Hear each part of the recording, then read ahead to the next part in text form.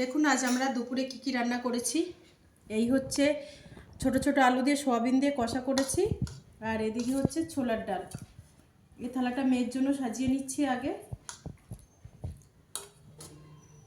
একদম গাঢ় গাঢ় মাখা মাখা করে ছোলার ডাল করেছি, এই মেয়ের জন্য সাজাচ্ছি। আর এটা হচ্ছে আমার থালা। আজ আমরা মা মেয়ে দুপুরে ভাত করিনি, রুটি করেছি, রুটি খাবো। আজ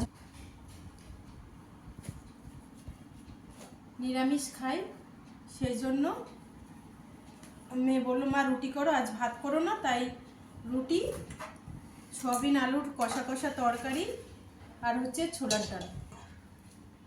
তো আমার ভিডিও আপনাদের কেমন লাগে অবশ্যই কিন্তু কমেন্ট করে জানাবেন, আর আমার চ্যানেলটিকে একটা সাবস্ক্রাইব করবেন। তো ভালো লাগলে আমি আবার আপনাদের নতুন নতুন ভিডিও দেব। তো আমরা খাওয়া শুরু করছি, অনেক বেলা হয়ে গেছে রান্না করে।